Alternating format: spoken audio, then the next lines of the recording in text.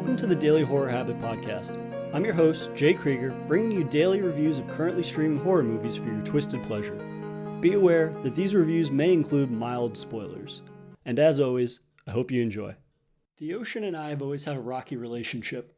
Whether it was Jaws impressing upon me that something is always lingering beneath my feet, or the suddenness of a perfect storm, the ocean has terrified me like almost no other horror setting. And it just so happens that the creative father-son team of Winston and Joe Azzopardi have weaponized my fear in noteworthy fashion. Directed and co-written by Winston Azzopardi, 2018's The Boat is currently streaming on Amazon Prime. Telling the tale of a solo sailor, played by Joe Azzopardi, who also co-wrote, stumbles upon an abandoned sailboat in a thick fog. Once aboard, the sailor becomes locked inside and must navigate a series of inexplainable events. For a film that has a singular protagonist and unfolds in a mostly singular location, it was an ingenious decision to have the sailor be essentially a blank canvas. The viewer isn't given any backstory on him other than what we're shown.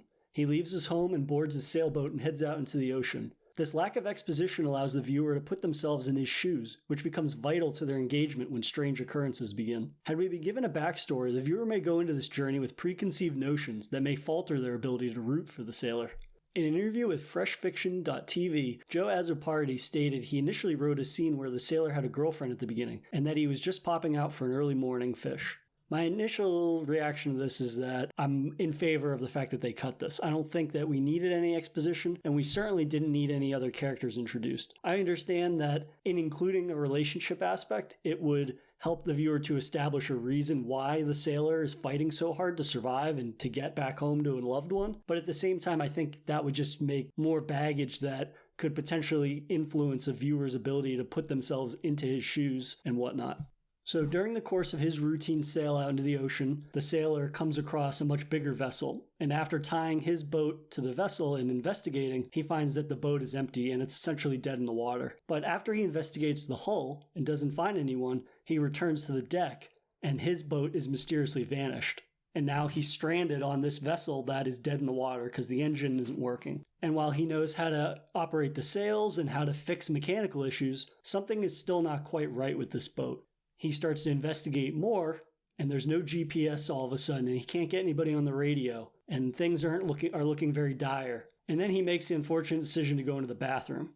And he goes into the bathroom, and the door locks behind him, and that's when his trouble really starts. The horror aspect of this movie is that it makes the audience question whether the sailor's reality is in fact a reality, or whether he becomes an unreliable narrator, and trying to figure out whether there's some nefarious force at work, or is there somebody that's messing with him, is really a fantastic way to capitalize on such a simplistic and singular setting in a very creative way. And so this movie dances between being a horror supernatural movie with a survival movie in a way that if we didn't have this sailor who was very much presented as a blank canvas, we might begin to kind of second guess the actions of the sailor or second guess motives. But since we don't know anything about him, it allows the audience the freedom to put themselves in the situation. And if, I don't know about you, but if I'm putting myself in a situation like that, I'm not going to be second guessing my decisions.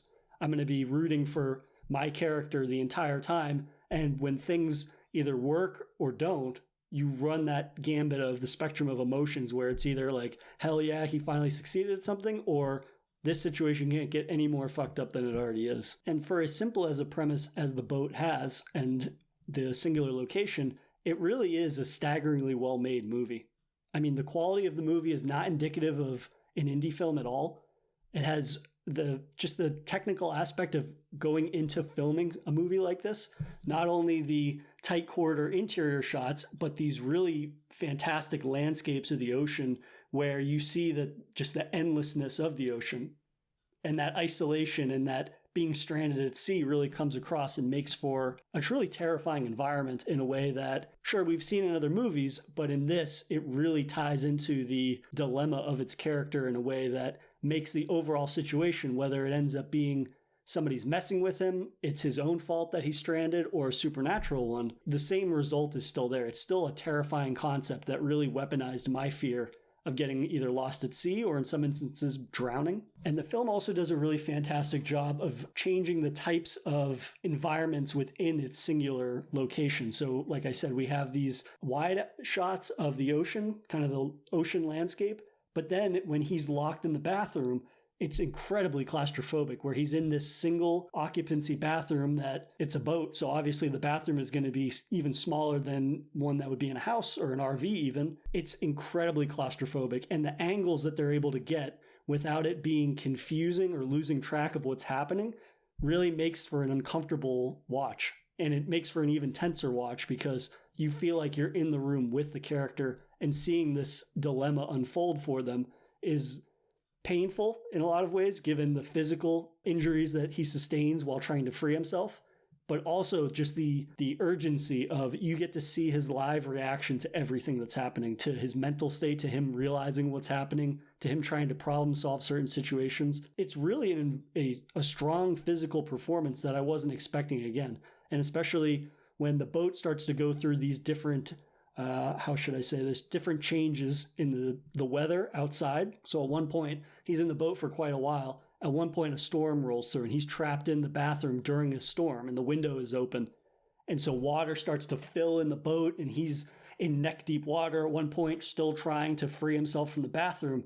And it makes for a really, really claustrophobic and terrifying watch, because not only now is he trapped in a bathroom, but this bathroom might change into his grave, essentially. And I was doing a little bit of research into what went into actually filming the different segments of this movie.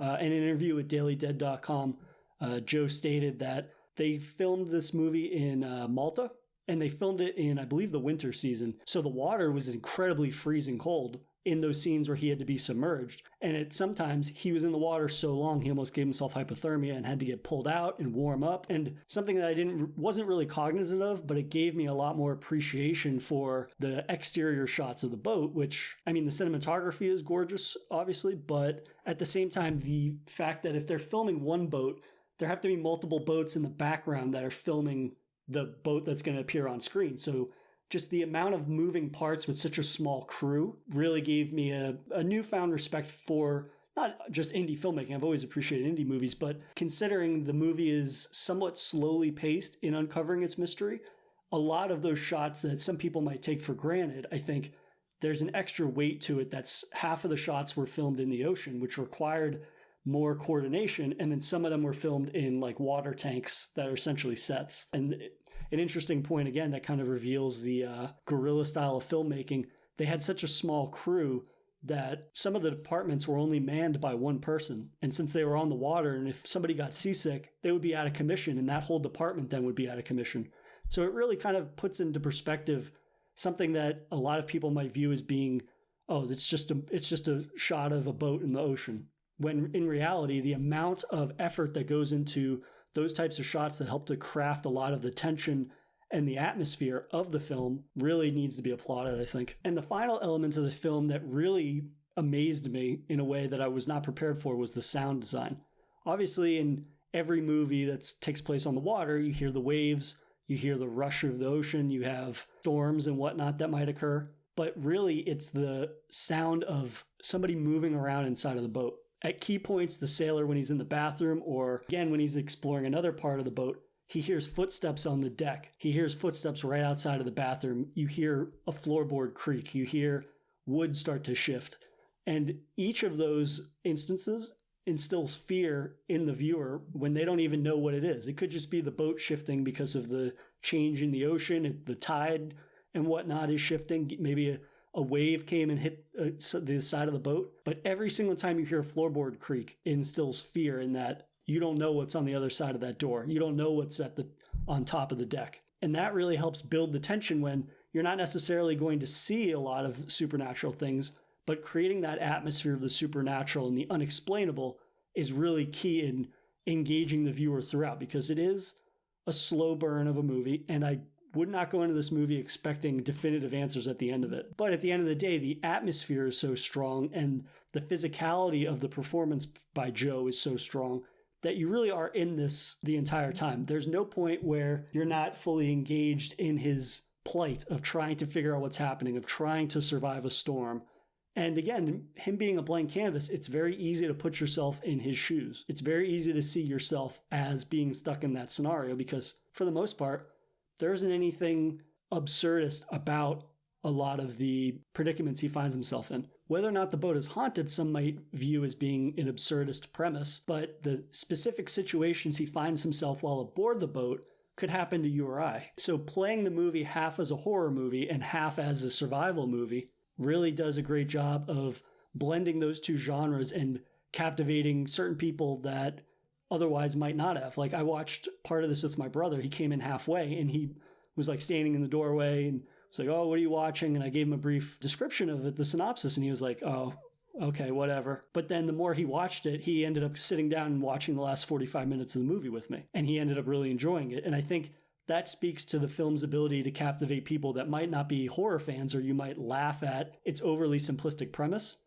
But at the end of the day, the film does enough to grab your attention, whether it be its horror elements, its mystery elements, or just the survival element of being lost at sea.